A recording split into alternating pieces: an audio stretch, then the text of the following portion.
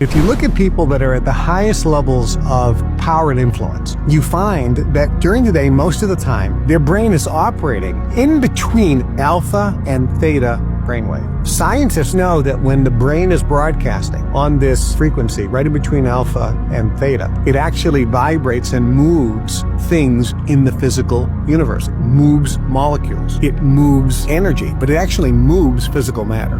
Let me say this right now. Comfortable does not lead to rich. Let me say this in another way. Comfortable is the kiss of death to success. What you have to do to be successful and wealthy and rich is completely different than what you need to do to just be comfortable. The best entrepreneurs in the world have the biggest failure resumes. And so I don't even want you to win. I want you to build your failure resume. And so if you're like, oh, it must be easy for you to say, I lost money on my first 2 real estate deals I ever did. Almost lost all the money I put in. I've lost money on crypto when I put it in years ago. I lost money on bad hires. I've lost millions in bad hires. Actual hard costs, not soft costs. I've had 6 failed businesses. I've had 9 failed partnerships. And so I bring these things up because you're not gonna hit it out of the park on the first shot. But the crazy thing about how success works is that you only need to win once.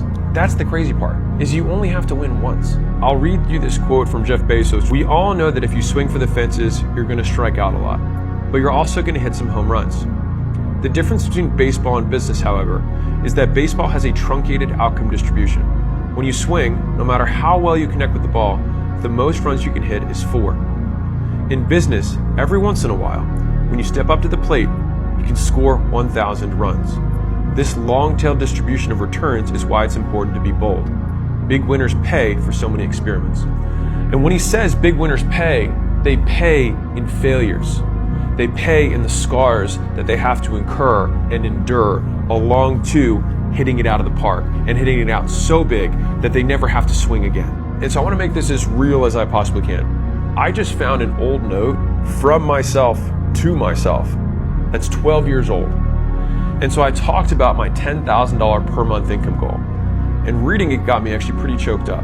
This is all to say that no matter where you're at in your journey, you've just got to believe with all your heart that you're going to make it. Because no one else is going to believe for you. Because you can never expect someone to invest in you more than you invest in yourself. Rich and successful people are willing to learn and grow. Unsuccessful people think they already know. Everyone starting off should pay attention to who your friends are. Your income is going to be the average of your 5 best friends. You can't associate with losers and become a winner. Winners associate with winners. Fact. End of discussion. You look at all the successful people, pick 100 of them, and ask them who they hung around with when they were first starting off in their career. They didn't hang around with losers. They hang around with winners. And they hung around with very wealthy people. 85% of millionaires in the United States are self-made. They didn't come from money, they didn't inherit money. They did not inherit money. We'd love to believe they did, because then it would make us suggest they had some kind of privilege that made it easier for them to succeed. But that's just simply not the case for most. There are exceptions. So then, well, if it's not that, what is it? Well, then you start studying them and you start listening to their story and you realize, you had the same challenges I did. There's an old saying, everybody's writing their own story, only successful people are willing to admit it. Rich and successful people have fear. Rich and successful people have doubts. Rich and successful people have worries. They just don't let those feelings stop them. Unsuccessful people have exactly the same feelings, but they let those feelings stop them. Everyone wants to be a millionaire, but no one wants to repeat. You know what millionaires master? Boredom. Because making millions isn't a movie. It's not viral. It's not sexy. It's the same moves over and over until the world finally claps. But most people quit when it feels repetitive. They confuse boredom with misalignment, when in reality, it's the birthplace of mastery. You're not stuck. You're just impatient. You chase dopamine instead of discipline. You keep looking for a new strategy, new offer, new business, when the real breakthrough is in doing the same thing, but better.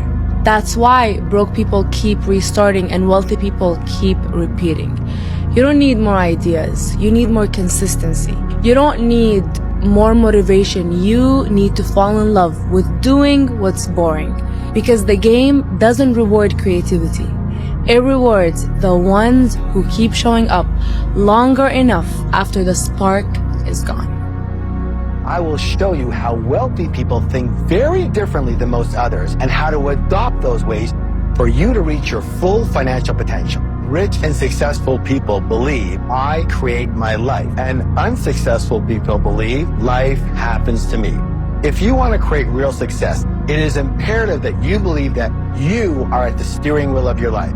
You have to believe that you are the one who creates your success, you are the one who creates your mediocrity, and you are the one creating any financial struggle. But instead of taking full responsibility for their lives, most people instead, they play the role of the victim. Anybody who says money's not important doesn't have any. There's three specific things all self-made millionaires have. All self-made millionaires that I've connected with are, one, extremely relentless. There is no what if I fail. It's just I'm gonna make it or I'm gonna die trying. Number two, self-made millionaires have an amazing belief in themselves that most people don't. And the third and final thing that I found about self-made millionaires is they are really good at following the clues. They don't waste their time trying to recreate the wheel. 17 Secrets of the Millionaire Mind. Poor people focus on earned income. They like to ask, how much do you make? Rich people, on the other hand, like to ask, how much are you worth? They say, how can my assets grow more assets? Rich people understand that net worth is the true measure of wealth. Poor people make a big mistake of only focusing on one of the 4 factors of building wealth, and that is building their income. This is probably due to a lack of belief in themselves and also a lack of education. Wealth isn't a possession, it's a mindset,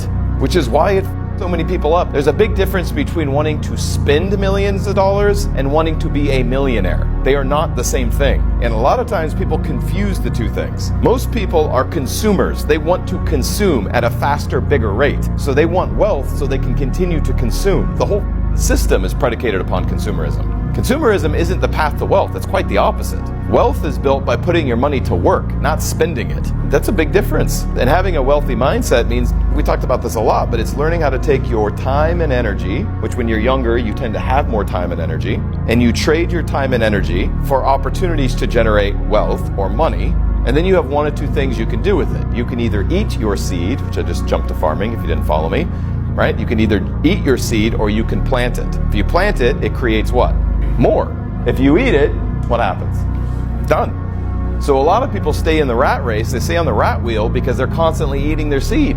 The big wealth usually does not come. It almost never comes from like a great idea that just surges out of the middle of nowhere. It's usually like a pretty good idea that you can keep going for 40 years or 50 years.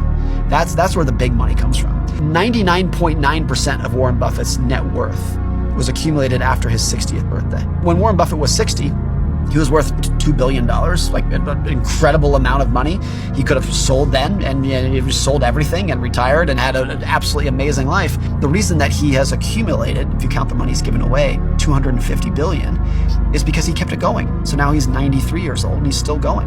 Same with, Bill Gates could have sold Microsoft in the 1970s and made $10 million and had a great little life. But he kept it going and kept it going. Yahoo offered Mark Zuckerberg $1 billion cash.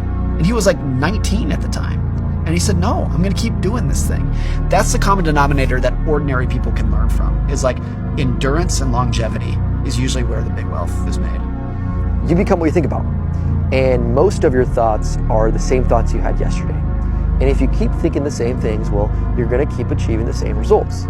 So we have to interrupt this pattern by crafting a vision for our lives that inspires us, that is compelling, that gets us out of bed in the morning, and then reverse engineering this vision into routines, goals, habits. Because when I change, reality changes. Focus, my friends, on becoming the kind of person who would get the results they want. Clarify your vision and then ask yourself, what would my higher self do? What would my future self do? What would the successful version of myself who's already completed this do? What skills do they have? What are their routines and workflows and habits? How do they spend their time? And then, my friend, guess what? Now you have your daily routine. Now you have your workflows. Now you know who you need to become to get the results that you seek. And when you change, reality changes. Complaining is the absolute worst possible thing you could do for your health or your wealth. The worst. Why? There's a universal principle that says, what you focus on expands. You can be a victim or you can be rich. You cannot be both. So you choose. People are exceptionally lazy. They would rather actually use their body, work every single day, than to have the mental toughness, the mental battle every single day to go through the pain of the unknown. Can't do anything about it. But when your body is tired, what are you gonna do? You're gonna rest, you can chill a little bit, you can have a nice hot bath, take a medicine. But when this hurts, you don't know what to do with it. And that's why you just end up going back to what you're comfortable with. There's hierarchies in this world, and you choose whatever hierarchy you wanna be in. There's nothing wrong with working. I still work a lot, and I still put in the time and the work a lot, but I just believe the money that I deserve, the value, the lifestyle, the freedom that I deserve, because I put in that much time. What's your value? How valuable are you to this world? I know I am very valuable, but the people that think they're not that valuable, they're okay with $20 an hour, $15 an hour. You should get out there and spend time working on how can I be more valuable. Poor people actually work way harder, 10 times more than rich people. But they're working on the wrong things, so they don't get 10 times the results. Low paying skills. That's what it is. If you focus on your high paying skills, you'll be a millionaire in no time. Ask yourself, what's a high paying skill that can get me the roles? Rich and successful people admire and model other rich and successful people. And what do most other people do? They resent the heck out of them, don't they? Most people look at other people's success with resentment or jealousy or envy, or they snip. They're so lucky. Or they whisper underneath their breath, those rich jerks, right? You have to realize something so simple, that if you view rich people as bad in any way, shape, or form, and you want to be a good person, then you can never be what? Rich. I might be delusional and people might call me all types of delusional for this, but I genuinely think if you already think you're rich, you're gonna be rich. Like, hold on, before y'all say, oh, you're tripping, hear me out right quick.